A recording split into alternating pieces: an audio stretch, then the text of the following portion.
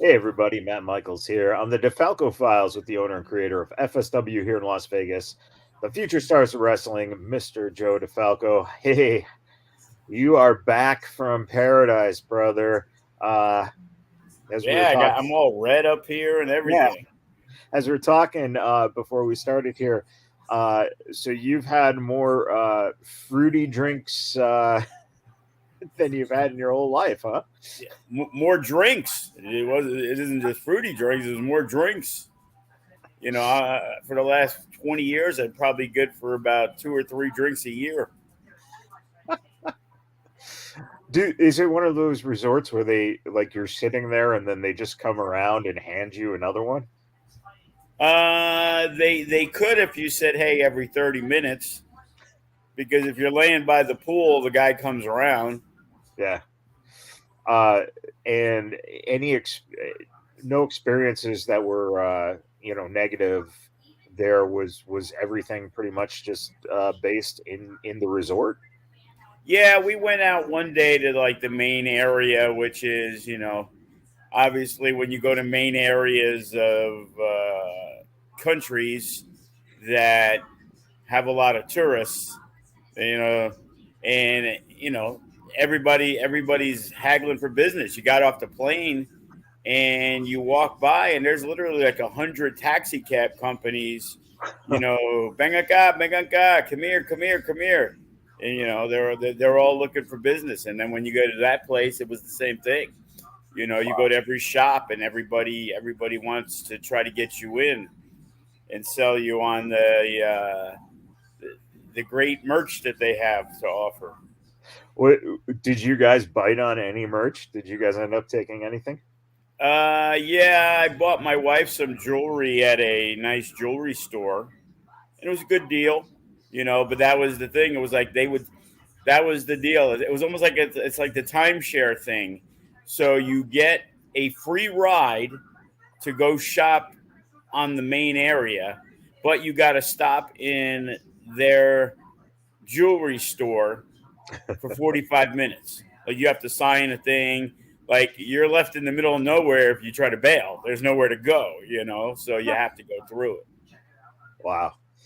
Well, that sounds like a wonderful anniversary gift and anniversary trip.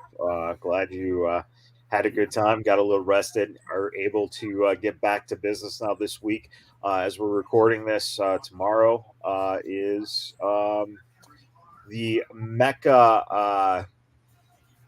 What is it? What are you calling this one? Moment of The Truth. moment of truth. Yes.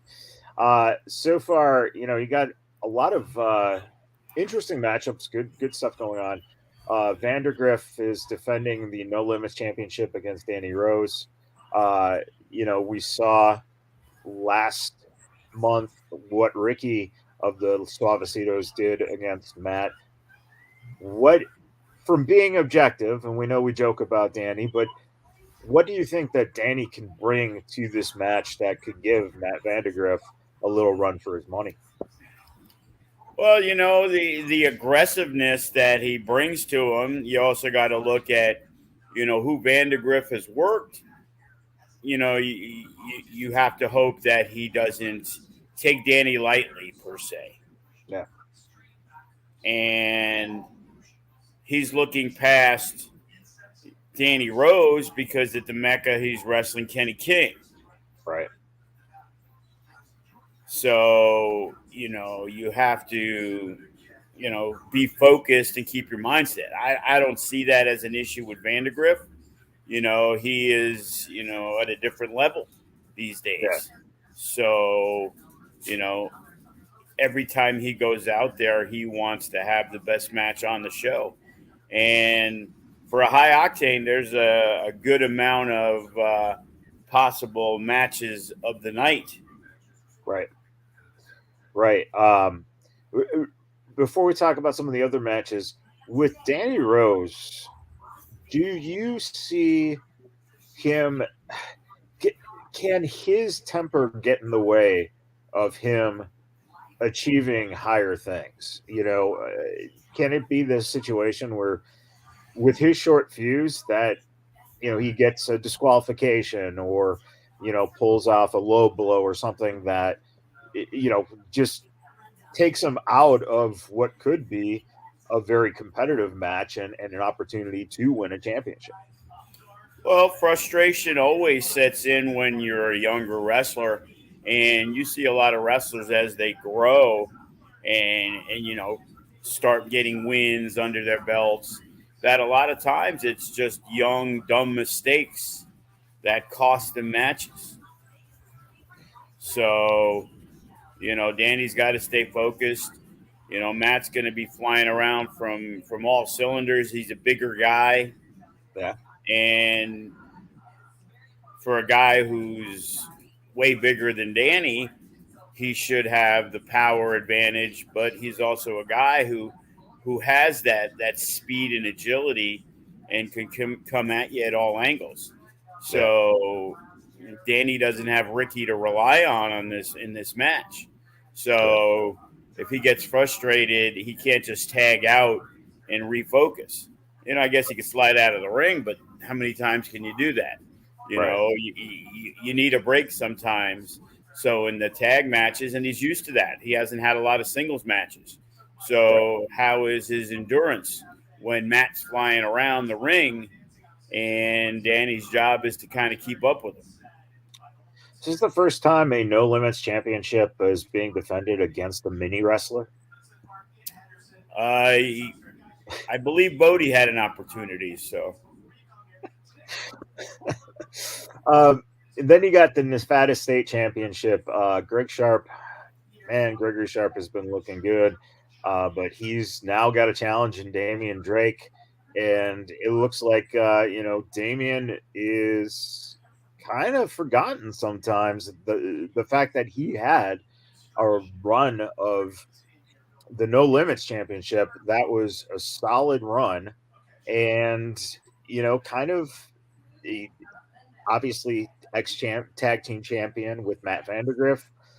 And then he got hurt, and now he's been trying to reestablish himself for the last year in the big picture of being a champion again.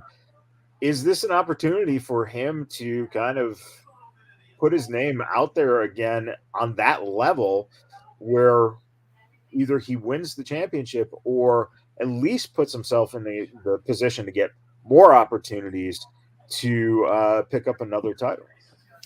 Well, he's a guy that if you look at his career, he's had really good matches with Funny Bone. He's had really good matches with Remy Marcel. He's had really good matches with Hammerstone. Damian Drake can beat anybody on any given day. He beat Matt Vandergriff in a Iron Man match. Yeah. So there's no doubt that he's capable of pulling out the win. And if he does pull out the win, it's a huge win because right now, Gregory Sharp, he's considered by far the number one guy in Vegas. Yeah.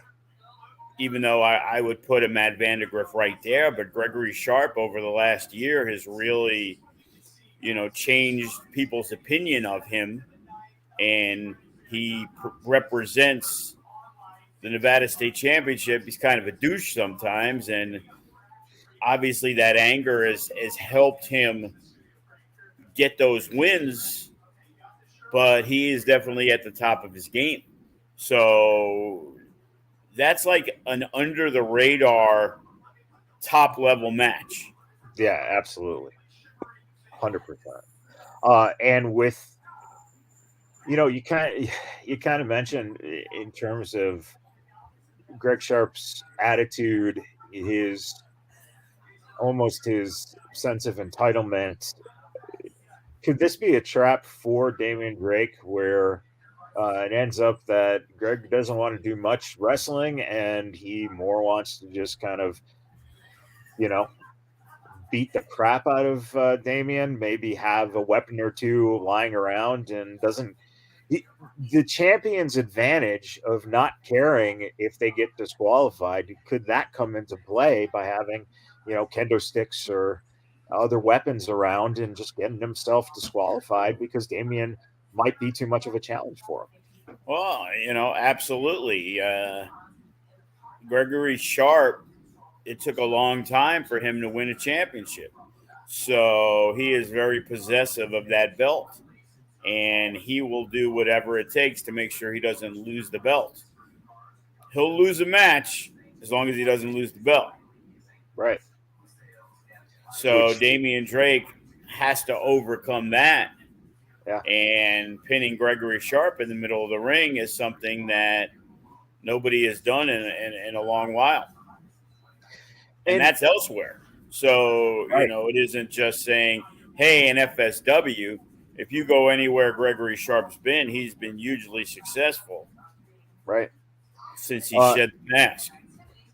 and could this also be, Greg looking past Damian Drake and potentially looking towards Chris Bay, or making a statement by trying to beat Damian Drake so badly that Chris Bay might think twice about wanting to get in the ring with him?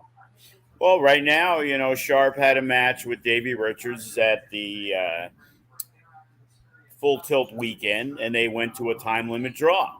Yeah. And they are scheduled to wrestle. Now, they're still going to wrestle, since we had a draw the first time. The question becomes, is it for the championship? And, Gregory Sharp would love, by the record books, to have a Nevada State Championship win against one of the best wrestlers in the world in Davey Richards. Yeah. So, yeah, there's a lot going on. Chris Bay, Damian Drake, Davey Richards. There's numerous guys. Yeah. Who's to say Gregory Sharp doesn't say, hey, I want to go all in, Hammerstone, I want a match, title versus title. Yeah. Yeah. And it also shows how many people in that realm, could potentially go after Gregory Sharp. Guys like Danny Limelight, perfect example of, guys from the outside, who aren't Vegas locals, who could push a guy like Greg Sharp. Tag team championship match, you got TBD. Hero and Shogun are going to defend the titles against the Mason Dixon line. These guys are returning. It's been a long while. And they're much improved since anybody who saw them in FSW a few years back. Sure. As Silas Mason has now been appearing in NWA. So they definitely are making a name for themselves in Tennessee, which, it's Tennessee. It's not saying a lot, but hey, who'd they ever have other than Jerry Lawler, Oh, yeah, Jeff Jarrett, I guess, too. Kane. You got to remember Glenn Jacobs, the mayor there. Yes. So there we go. There you go. There's Tennessee wrestling. That's the history. We finished it in 30 seconds. So, but it's going to be interesting to see what they bring in terms of a challenge for Hero and Shogun, who, I think we've said it before. There's good competition in FSW in Vegas locally for tag teams, but there's also just kind of a limited amount of, contending tag teams. So you end up cycling through these teams, fairly often. For you as a promoter, getting the opportunity to have a team like this come in and, these guys are in town for, for a weekend, and have the opportunity to wrestle on Saturday night. Does that give you a little more flexibility to give the champions an opportunity to face guys who might be unfamiliar to them, a different style, have more notoriety on the East Coast or the Midwest or the South versus the West Coast? What does it do for you to have, teams who happen to be coming into Vegas to get an opportunity to give Hero and Shogun a little more of a diversity in defending the titles? Well, Mason Dixon, especially with Silas, it's like Toa and Juicy. These are big boys. It's not going to be easy for Shogun and Hero, who are two strong dudes, but throwing around Silas Mason's not going to be easy. So they got to step it up. These guys were pretty good when they were here, and they are so much better than when they left. So it's a great opportunity for them to come in and shock the world. Yeah, Because Shogun and Hero, they probably might have been around a little bit when those guys were here. So unless they're paying a lot of attention, they may say, "Oh yeah, I remember those guys. They were okay. They were pretty good, but they're not at our level." Well, they are at their level. And again, sometimes you overlook things. So, take into effect that Silas is working NWA. We also have another dude, AJ Kazana, who's an NWA guy who's in town. And we're booked up, man. We got 9 matches. So we're probably going to do a pre-show. It's like it's very rare that we're going to have a really, really good guy in town with nothing to do and me not trying to get him on. yeah, We like to offer to our fans new blood as often as possible. We yeah, also have that in the Sky High match, the regulators, EJ Sparks and a guy, Jacob Austin Young, has a lot of good things to say about Thugnificent. So, again, fresh matchups, trying to give people different matches, especially when a lot of the local teams also wrestle elsewhere in town. right. So now you got to, check the matchups that are there. And if Suavecitos and Sky High or the Faction and all these guys are all working each other somewhere else in town, I really have no interest in doing it here. You've Sure. already seen it. Why are you going to pay for it again?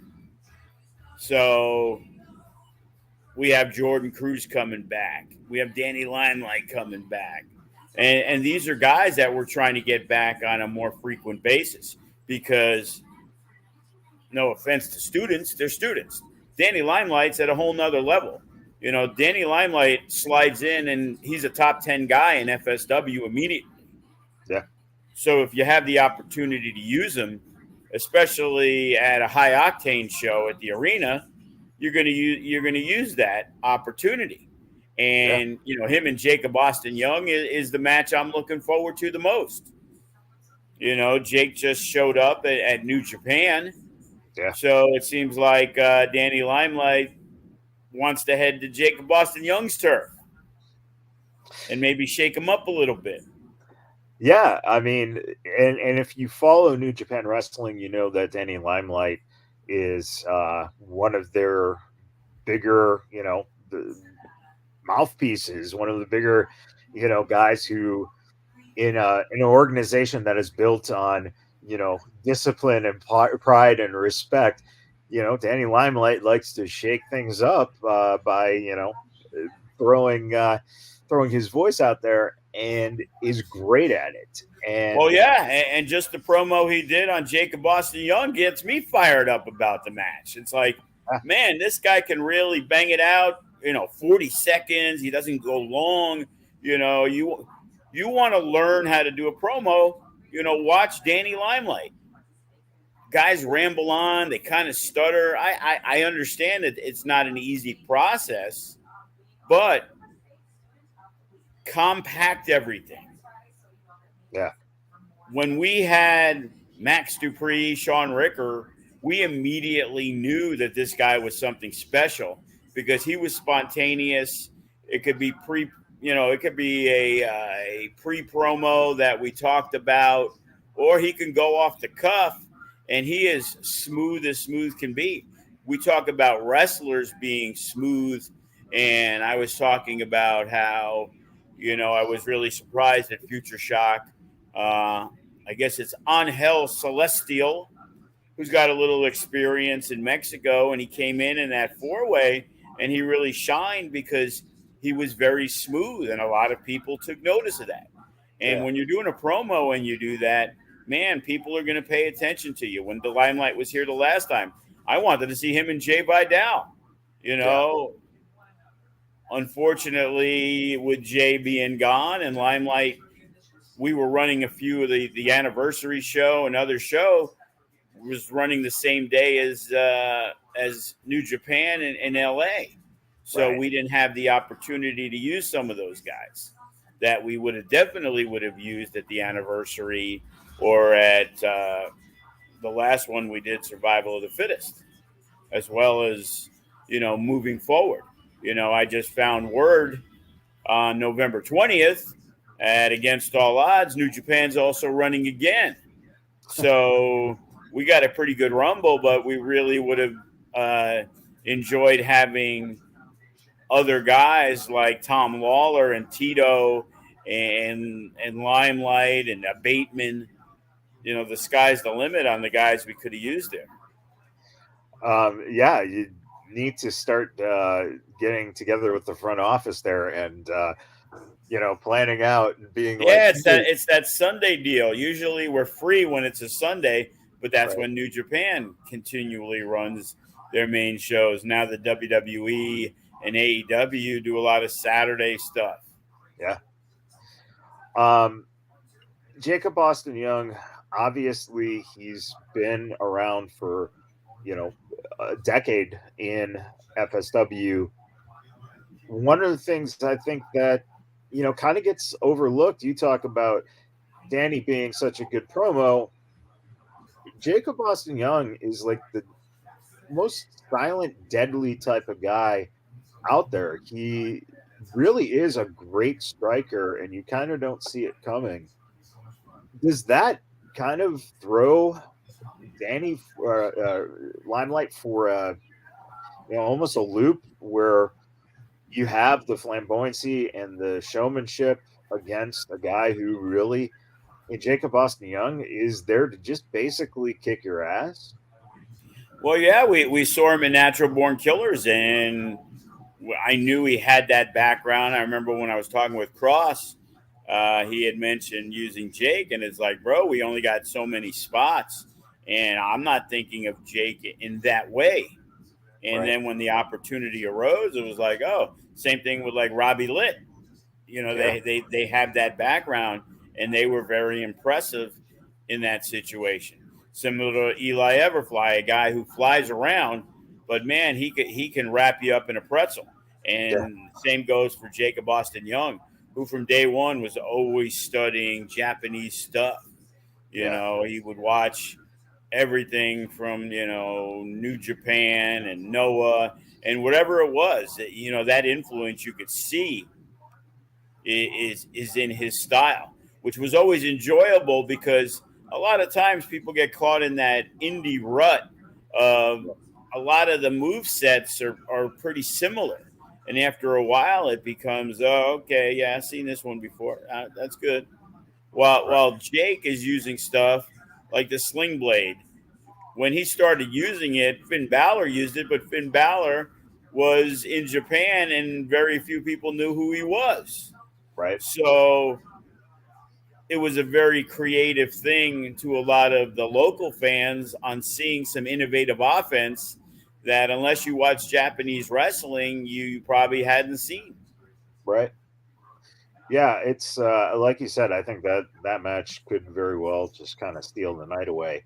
But I also am intrigued by Jordan Cruz versus Clutch.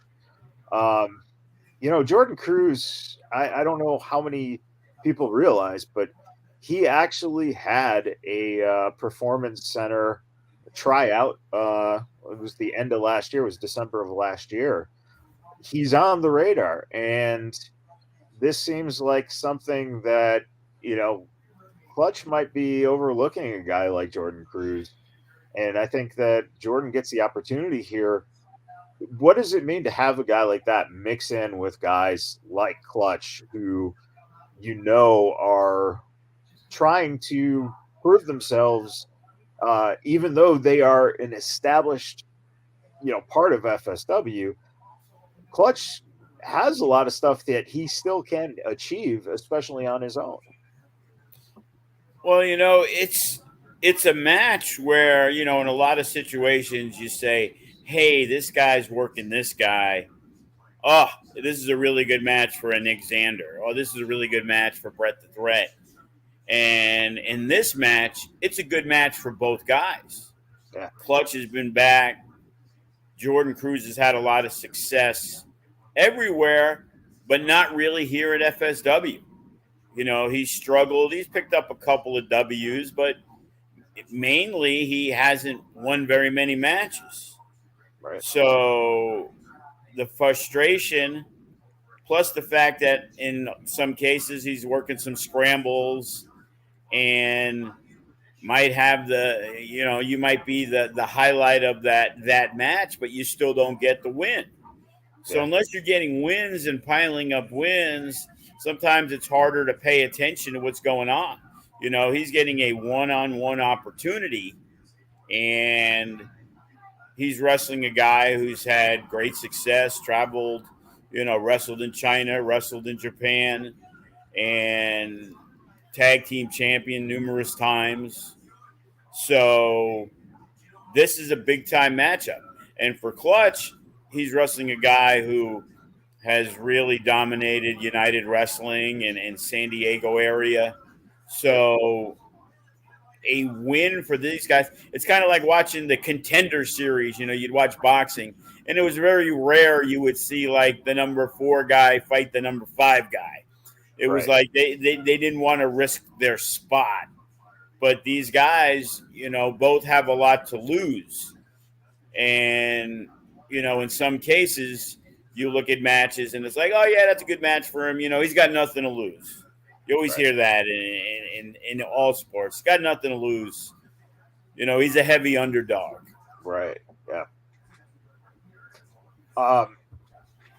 When you look at all those matches, which, you have a lot of talent there in the guys, but then you have a women's match with Rochelle Riveter and going against Johnny Robbie. And Johnny Robbie is, she's pretty damn solid, man. I think that's great to see her getting a chance to, shine in front of the crowd. But Rochelle Riveter has proven that she's really game in, establishing herself here in Vegas and becoming a threat for the women's championship. How do you see that match playing out on Saturday? Well, yeah, it's interesting. I've never seen Johnny Robbie, seen some clips, but I was, again, led by people who, work with these people on different shows. And she had reached out. And then all of a sudden, there's a bunch of people saying, oh, yeah, you need to bring her in. She's really good. She's really good. Well, we're always looking to bring in good new talent. And Rochelle, she does, she got dropped on our lap. Yeah. Got a message, hey, I'm moving to Vegas. I wasn't aware of her. Colorado scene isn't like the biggest and the best. Right. There's some of the companies, Rocky Mountain Pro, that you heard of, but you don't really know. None of their people have really broken out. Right. To where they're indie darlings all over the Southwest and West Coast. So it was a real pleasant surprise when she came in, and it was like, oh man, she can really work. So now you're bringing in Johnny Robbie, and now the sometimes depleted women's division is sparked up again. Yeah. Because there is more than enough talent out there. I'm not one that's like, oh, okay, she's a girl, we're a woman, we're going to book her on the show, and she's not good enough to be on the show. Right. She has to be equivalent. If I'm going to put, especially even with the younger women that are training at FSW, if a guy's not ready for Future Shock, if she's not better than him, why is she getting a spot? Right. The spots are based on who's deserving and who's best. Not, hey, we're low on women talent, so let's just force her into a match before she's ready because we need somebody, so we'll be able to slide her in. No, we Right. want people to be ready because, again, the first impressions, you don't get a second impression. First time Yeah. you see somebody, they shit the bed. It's like, oh, now it's going to take me a while. And we've had that situation at Future Shock where we gave a few opportunities and male, female, they weren't ready. So they didn't Right. get to just be on the next Future Shock because they were on the one before. They had to shine. They had to show everybody who was watching like, wow, that was really good. Because again, you're going to have a lot of other students that you work with and you've trained with for months. And what are you going to say? Oh, that was great. Right. And that's what they say. Right. But when you're going through it, and Sinbodi or Kenny goes through the matches that week, and he's going to give you a harsh critique. He'll let you know what you're doing good, but he's going to emphasis on what you need to work on to become better. Yeah. And I think we covered most of the matches. What matches do we still have that I didn't mention? The MK Army is going to be represented. AJ Mana is going to go one-on-one with the newest fan favorite of FSW, Jimmy Jack. That sounds like a pretty interesting match. That could be an under the radar right there. Jimmy Jack getting a lot of love. And the only other match is kind of more lucha based. We got Ricky G, we got Angel Celestial, and we got the young prodigy Bodie in a three-way. So a triple threat match where you're going to be you better get those eyes focused. Bring your glasses if you need them, because there's going to be a lot of flying around. Really should be an extremely fast-paced match. Yeah, it's a solid card from top to bottom. A lot of great opportunities too. Do you think that sometimes the idea that it's at the arena kind of undercuts the actual anticipation of how good a show can be, to where either fans or talent themselves, kind of blows it off a little bit and doesn't pay as much attention because it's not a casino show? Is that something that you run into with some of the high octanes? 100%. It's like, even now, it's the Mecca has been such a focus, and tickets are moving very well. Front row, we're getting close to capacity in that realm. But it's like I have to, explain to the kid. It was like I had gotten Limelight's promo last week. It's like, we need to air it. And I put it out, and he's like, oh, what are you doing? I just did a Mecca spot. You got to space it out on the social media. And it's like, yeah, I get that, Joey. But we have a show in 3 days, and Danny Limelight cut a great promo. Maybe it makes 3 or 4 or 5 people say, hey, shit, man, Jacob Austin Young and Danny Limelight, I was really interested, but that promo, no matter what, it's a great promo. You need to fit it in the scheduling to get that out there. Yeah. That's what you're hyping that match and that show. And it's easy to forget, hey, we got MECCA VIII on October 23rd. It's going to be a super show. Yeah, at the casino. But we also got a really good one with cheaper prices that have solid West Coast talent that's going to be there. And the only thing that bothers me is, like I said, if I ran a company and nobody showed up and I did everything I could to get people there and I couldn't get people there, I would have never ran FSW if we couldn't draw at the swap meet and the first Silver Nugget shows. Right. If I say, you know what, I can still do more, and you can always do more. I remember seeing somebody take flyers at Thomas and Mack and throw them in a garbage can when we were handing them out for a show. Of course, I didn't use the dude again. But the thing was, if my business is going to fail, I'm not going to rely on students who just want to get on a wrestling show to decide whether or not my company is going to succeed. Right. I need to go out there. So when we first ran shows, I'd have the staple gun and put it on the wooden telephone poles all over town. I would find the big ones that you can't staple, and I'd have a lot of tape. And Right. I'd have a printer where I would get 4 8x11 pieces and have to tape them all. Like, it was fucking work. And I went out there by myself, and once in a while I had some people help. Great. But any event that was there, I remember the first thing we did, it was when AAA ran a show at the Orleans, and we were ready to do like our first or second show.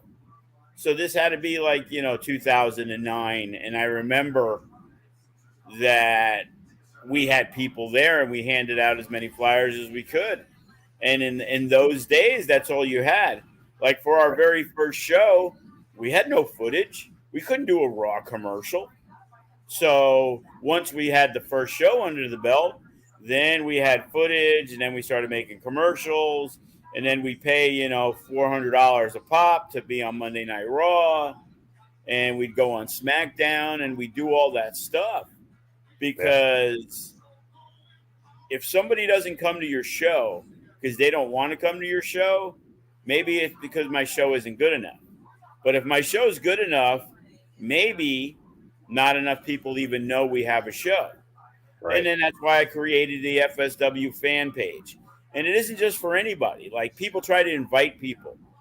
No offense, but I want people who come to my show, not their friends who like wrestling who live in California. That's not my fan page. My fan page is for people who've actually bought tickets to come to the show. So I give them information. I may leak a spoiler or two beforehand. But if you're on the fan page, you fucking know when we have a show. But again, just because you have Facebook, we know these days and ages, a lot of people are frustrated with Facebook. They don't like it. They don't really go on there. So it's harder. Now more people are doing the Instagram. I don't do it. Joey and some people help with that. Jake on the Twitter. But it's always just trying to get out as much information as humanly possible. Because nowadays, you don't have to spend thousands of dollars to be on the radio where people are going to turn the channel anyway if you're listening to a station. I have Sirius XM, so I never listen to the radio. Right. And nobody buys the newspaper anymore. And nobody really watches live TV. Now, I guess, sure, is it probably cost effective? No, because I've seen the newspapers cost more money now to advertise than they did when people actually bought newspapers. Right. Because they're trying to make up their thing. So a Las Vegas Weekly is always an option because it's a free thing. People are always going to thumb through that. But they're fucking expensive. Yeah. And radio stations, I listen to sports radio when I do. But even with XM, I don't even really listen to it anymore. But when I did, that would be the only station I would never churn. So if I was listening to sports radio, it went to a commercial, I'd hear all the commercials. Right. But if I'm listening to Comp or 94.1 or Paulie's old station, song ends, you don't like it, boom, you're to the next song, boom, to the next song. Yeah. So social media in a way has been great because you don't have to spend as much money. But now there's a million companies that go out there and that's all they do is try to get the guys who wrestle. And that's why it irritates me sometimes because a lot of our wrestlers, they all get booked on everybody else's show. And I would be more excited if I saw the other companies going out there and really pushing the social media, the flyers. There's shows that's come up and it's like, oh, shit, they have their show today. I didn't fucking know. And since a lot of our guys work there, it's like, for example, if you go to a Big Valley show and you see Sky High, you're always going to see Sky High and Fresco. They got their crew. Well, not everybody knows who FSW is. Transient town, a lot of new faces. Hey, they have a fundraiser like they had recently. And now all of a sudden, there's some young kid who comes to the show who'd never seen a local independent wrestling show. Right. Hey, Sky High. Wow, man, you guys are awesome. Man, when's the next show here? Oh, I don't know, but on Saturday, I'm at FSW, and we got this big show, and Carlito and Chris Masters and Davey Richards. You watch AEW? Oh, yeah, I love AEW. Yeah, we got Brian Cage, and we got this. Now you've made a new fan. Yeah. Not a new fan just for this company, because we have made a lot of new fans for the other companies. Right. So it would be great if they also were bringing in all these new fans, because good wrestling is good wrestling. If they're going to spend money to see an independent wrestling show and they see ours that's stacked, I can't believe they wouldn't come to ours. Yeah. So it becomes a really difficult process, because my fan page is the same people over and over and over. There's a lot of things to do in Vegas. The casino shows set us apart from everybody else in town. That's the big show. But for 2 years, we didn't have that big show. So it brought us, down to the other shows in town. Right. Because everybody was running, hey, we're only allowed to do 50 people. Right. Or, we're squeezing 80 people. So it didn't make us special at all. And that's why when we first came back, we did the 2-night anniversary show, and the first night was slammed. We had front rows sold out, a month before the show, because people were excited finally getting to go, to Diversion, which they had never been to. Most people they ever had at their fucking place. But it was food, it was drink, it was the atmosphere that the FSW Arena can never give you. Right. The other places don't have that ambiance of running in a casino. Now they have, the Tom guy with the UWW, the women's stuff. High prices, not promoted enough. First thing I see on it. Huge budget. So send some of that money to getting the word out there. Right. Because there's a lot of other options of what you can do. Like I saw on the Mecca, I didn't even know it's the Las Vegas Festival is happening that weekend. And I saw, My Chemical Romance was playing, and a whole bunch of other bands. I was like, oh shit, I always look out. I'm not running EDC weekend anymore. I'm not running, we used to always try to okay, the Golden Knights are in the playoffs and they can put the schedule out a couple weeks in advance. We'll do the Friday because they're doing a Saturday. Because we did see their first couple of years that affected us. So we try to make sure we're not running against Life is Beautiful. We're making sure we don't run against the biggest events that are happening.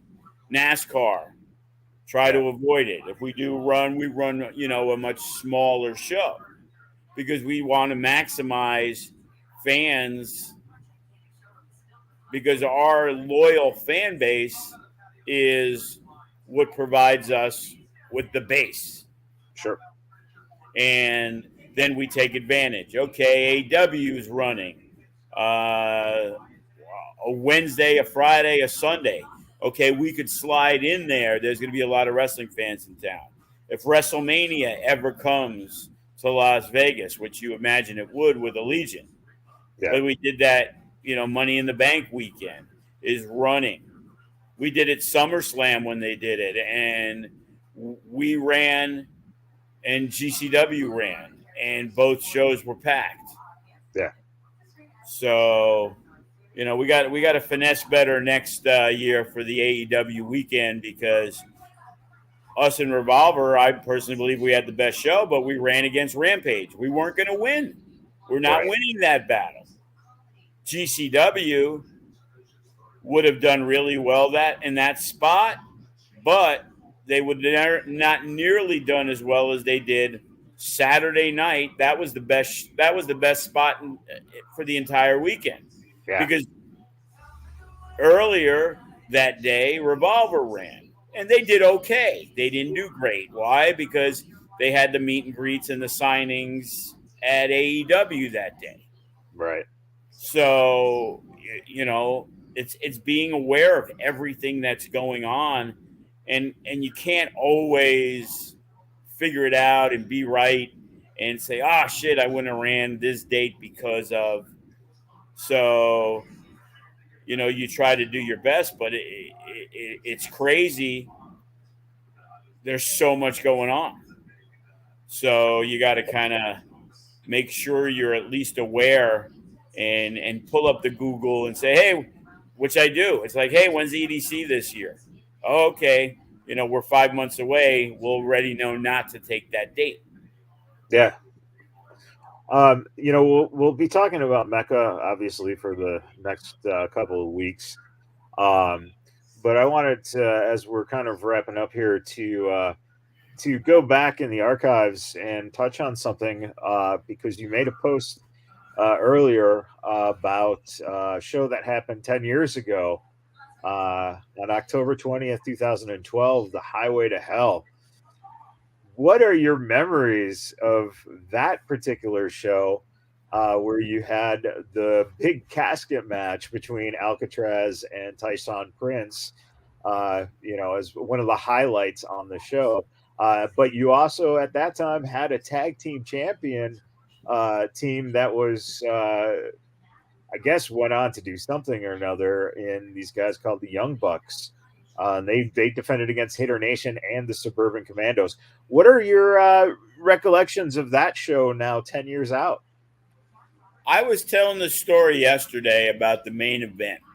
When we did that show, I would just sit and watch it. We didn't do commentary till after the fact. And I remember watching it and thinking, because they had just come off their steel cage match. Right. Okay, and that was the biggest show in FSW history. We follow it up, Halloween time, casket match. And I'm thinking, this match kind of sucks. I don't know what it is about it. Wasn't digging it. And then we did commentary on it. And I'm like, this fucking match is fucking awesome. So a little history.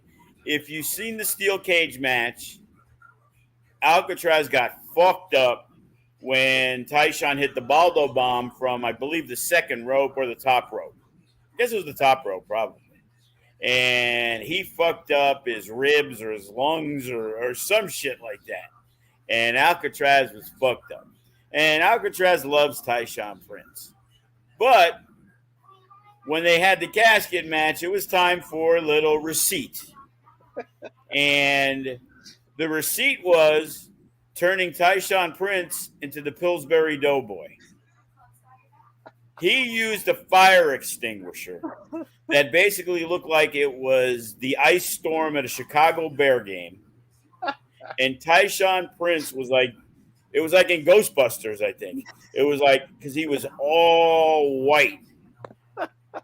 And Tyshawn almost threw up. He was choking because I think Alcatraz unloaded the entire fire extinguisher onto Tyshawn Prince for fucking him up. But it was all done in love. There's a difference. Right. And that was one of my favorite matches. Was later on watching it, because again, when you're watching it live and I'm doing stuff, I'm probably not paying attention to everything that's going on. So that's what happens. As for the Young Bucks, we ended up getting them for the school show, a High Octane, earlier that month. And I'm like, time to do a title change, because we signed them for the second show also. And I think that was when they were coming off the Generation Me gimmick from TNA at the time. Yeah. And it was like, you know what? It'll make people think, oh, shit, This happened at the FSW Arena, and this was the old arena that we could pack. And I wanted people to believe that anything could happen at any of these shows. Right. And now people will be like, fuck, the Young Bucks won the tag titles, and I didn't come to that show. Right. Fuck, John Moxley showed up at the FSW Arena. I didn't come to that show. Yep. And you always want to try to do that because you don't want to be that traditional WWE house show that when they come to Vegas, Monday Night Raw's got 15,000 people, and then they run into Thomas and Mack, a house show 6 months later, and there's 1,500 people. Right. Because nobody cares. Everybody knows there's no title changes. Nothing special is going to happen. And a lot of times the guys are not putting forth that effort that's going to be on TV. Right. So we want to make sure, because we don't run that many shows. Some months we only run a high octane show.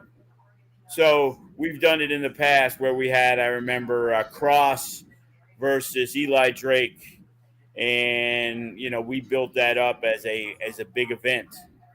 And It was. And we've had other numerous big time matches out of there that, properly promoted, packs the place. Yeah. Yeah. It's interesting looking back at the card too. Seeing a lot of names, of course. Well, somebody asked me, do you happen to know? They were like, hey, who was the mystery fourth guy? I'm like, good question. I don't remember. Well, we're going to have to go back on the FSW Network and see if we can find the event and find out who the mystery guy was. I just like, you had the elite champ Sean Ricker versus Remy Marcel. Let me ask you, if that match was run today, today's Remy Marcel versus today's Sean Ricker, how much better would that match be now, given the experience that both of those guys have behind themselves? Well, it would have to be better, but I don't know. Max Dupree hasn't done a lot of wrestling in the last couple years in WWE.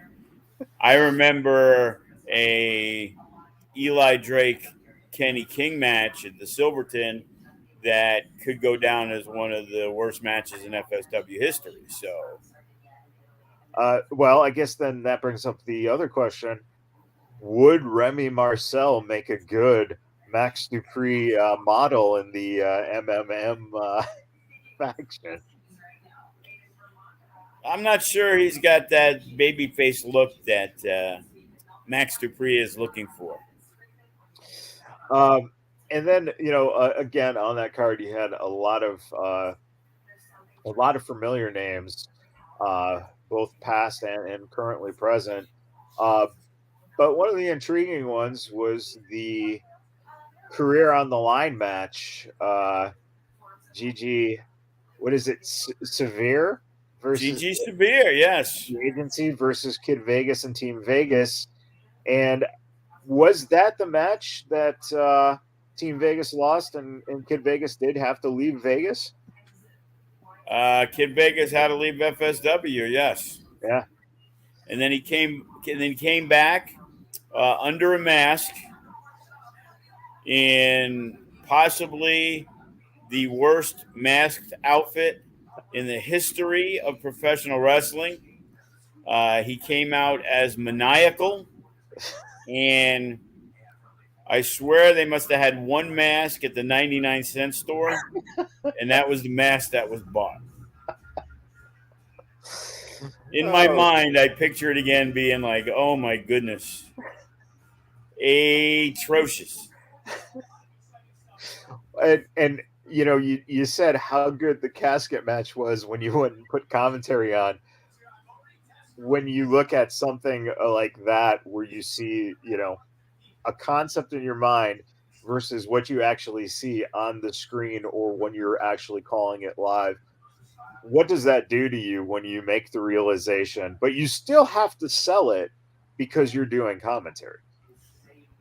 you try your best, but when you listen back, you could see the tone is much more monotone and mellow. But there isn't really, because again, all the time it's usually some peaks and valleys. Obviously, when Right. you're doing the commentary, and it's probably hard to find a peak. You might have a lot of lulls, but it's kind of flatlining, if you know what I mean. Oh man, And back then, it might have been. It was probably disco on commentary. So sure, sure. a lot of people didn't care for disco on commentary because he was a little too truthful. Well, I think isn't that the thing that even with the podcasting that he just really is honest in what he says, and I think that gets him in a little bit of heat from people who probably already don't like him just because they never liked the character and they associate the character with him, and then of course when you see him as a person, Glenn's a really, I think he's one of the better minds in wrestling. And he's a pretty down to earth person for the most part. Love disco. Yeah. Is it surprising how that history of that character could follow you for 25 years later and still have people just kind of crapping on you because you were Disco Inferno? He was a heel that people hated, and he did nothing to make people want to try to like him at all. And you don't see that a lot. Yeah. And we had Effie wrestle Disco at the GCW show, and it almost became, we were a little nervous because it was kind of a Twitter thing that people were pissed off, like fuck Disco, this motherfucker, and Disco came out and he buried the GCW crowd and they hated his fucking guts. And then Effie came out and he cut a great promo that was so pro the GCW crowd. They loved him. And then at the end of the night, Effie beats Disco. The crowd goes crazy. That was one of the top matches, fan reaction wise, on somebody that everybody hated and couldn't believe they put him on the show. Yeah. And the funny part is, as I've told the story, is Brett from GCW was the one pushing for the match. I was trying to get Jay Vidal versus Effie. Right. And we were going to do Disco versus, not even Disco versus, we were going to do like a Lava Lounge, and Disco was going to have on Ricky Morton because right. Ricky Morton worked the show the night before, but he had to go back to North Carolina for another show. So Disco wasn't even going to be used. And Brett was like, well, what about Disco and Effie? And I'm like, are you sure? And it was like, even later, I said, Jay Vidal told me that he was talking with Effie. And he has no knowledge that Brett was the one who pushed for the match. Like, he thinks it was me. And it was like, I had nothing to do with it. And it turned out it was, one of the funner matches on that show. And it broke everything up. And you didn't know much about Effie at that time either, did you? As an in-ring competitor, and you were pretty impressed with what he did with Disco, who, they had the exact match they needed to have. Yeah. So again, it isn't always about the moves set and things that you do. In some cases, it is, and that's what made GCW so popular. It's like sometimes you're going to see this fucking Gringo Loco high flying, match with somebody else who's going to kill it there. And then you go into the hardcore craziness. So there's something for everybody on that show, but it's a little more violent overall. So, the success that they've had, it's crazy. They wrestled in England a couple of weeks ago, came back to the States, and now they're in Japan. Like, you can't argue the success that they're having. A lot of people don't like it. Oh, then don't watch it. A lot of people didn't like ECW. You know, there's a lot of different people.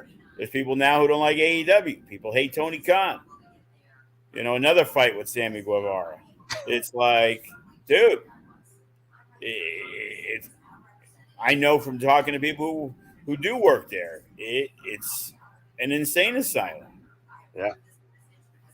Well, I mean, let's face it. The truth is that the inmates took over the asylum, and there's no warden looking over it because the warden wants to be boys with the inmates, which, I mean, that just it doesn't balance from that perspective. You know, what do you do if you're in charge of a company and there is just so much of this, you know, uh, backstage stuff just becoming the forefront of the stories? How do you get control of that? Well, you know, I've had numerous issues like that throughout the years. You know, there's been different things, people doing stuff without asking. You know, I remember we had the Suavecitos, and there was a girl who used to train with us. She stopped training, and all of a sudden she comes out with them. Like, I'm waiting for when the match is over. Like, what the fuck you think you're doing, motherfuckers? You know, Adrian Quest is standing there because he was part of the Suavecitos at the time, and he was kind of like, oh shit. And it's like, you have to let him know, like, I'm boys, I'll joke with you all day. But when it comes time for the business stuff, don't fucking make me look like a fucking jerk off. Yeah. Because it's easy for me to make you the fucking jerk off if that's what you really want. It's like, you do what I need you to do. If you can't do it, then you don't have to. But then it's nice knowing you. You know, we've had those issues with people who didn't feel that they got what they deserved or what they felt that they should get out of FSW. So they chose not to work for FSW. That's their choice. Then there's guys that I didn't like the way they did business, and I chose not to work with them, which is my choice. You know, there's so much hostility in that. It's kind of crazy. It's like, this is the deal. If you don't like it, you try to negotiate for a better deal. I'm always open to what somebody thinks. And in a lot of cases, I'm pretty willing to give in if I see an inkling of their value, that it's like, you know what, you're right. You've put in the time. Hey, the dues will go down to this, or you don't have to pay dues, or hey, it's time for you as a student to not pay dues and get paid. It's not a lot, but it's the thing, because I know a lot of people, because that's how we kind of work it. Like most schools, I would imagine, you're paying your dues. Well, now you're starting to be involved in more stuff, so your dues are going to be dropping. And it's like, well, if you feel that you need the envelope, that's fine. But instead of not paying dues, I'm going to charge you a gym fee. And then I'll pay you at a school show, and I'll pay you a little more at a casino show. But I'll make out better on the deal because everybody doesn't work every show. So if you're a marginal guy just coming up, you know, you might get on a Future Shock. You might get on a High Octane. But if we have 3 shows, you might only get on 1. So now you're going to owe me money to train. Right. But some people like the idea of they get an envelope. Yeah. And to me, being doing this for years, that has nothing to do with how I feel somebody is worth. Right. But some people look at it that way. Right. Or some people, when they get behind and then all of a sudden they forgot they didn't pay, and then they're crying about wanting to get paid. Right. And it's like, yeah, you do remember those months that you missed payments. So let's add all that up, and I don't owe you anything for your next 46 matches. Is that what the Suavecitos are on? 46? Danny, yeah. Ricky's only 31. Oh man. Any final thoughts as we wrap up this week? No, man, we got a huge everything happening this month. This might be like the most things we're doing. A big Octane on the 8th. We got the 23rd, obviously MECCA VIII, and then right week after our annual Halloween show. So we already have a lumberjack match booked. We have, of course, our gimmick battle royal, and we're working on a casket match. So it's going to be, as usual, a lot of fun for the fans. They love the gimmick battle royal. As I stated last week, it's a thing that I was trying to wash away, all the copyright stuff, but the fans like it too much. And a lot of times the wrestlers, boy, they dress up and they look like the real deal. So it's definitely something to look forward to. And then a week later, we're going to be doing Future Shock on November 6th. So we're literally running 3 weeks in a row and 4 out of 5 weeks. Yeah. And then we take 1 week off, and then we have the Against All Odds. Right. So after all that said and done, might be taking a little break in December. Yeah, I mean, you might need a little bit of a break, especially, if you're considering doing the New Year's Eve show again, which, there you go. Good show in the past. So that's always been a fun thing that, we were thinking, hey, we'll get like 40, 50 people if we're lucky. And all of a sudden it was pretty packed. I was shocked the first year. It was like, wow. Yeah. They'd rather spend it with their FSW family. Sure. Well, in some cases, that's the better option. In some cases. A lot of cases. You just said something that I think, and I don't know if you could get it done, but if you're working on a casket match, I say 10-year anniversary match, and you get Alcatraz and Tyshawn to do the match. If you can convince Alcatraz, I'm in. All right. Let's start a campaign. Anyone who wants to see Alcatraz back in the ring, I think this is the perfect match to get him back in. You work on Tyshawn, I'll work on Alcatraz. I've gotten some messages from Tyshawn. He was starting to feel it again, he said. And then I never saw him again. I'm going to come by. Okay. Haven't seen him. Well, there we go. This is the mission. And if you're listening and you run across either of them, say we want to see an anniversary casket match on this show coming up at the end of the month. All right, everyone. Thank you for tuning in again. Please check out, when this is airing, it will probably be that night, Saturday night, High Octane at the FSW Arena.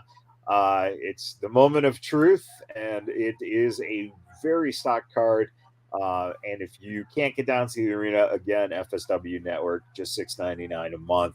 All right, everyone. Till then, have a great rest of your week, and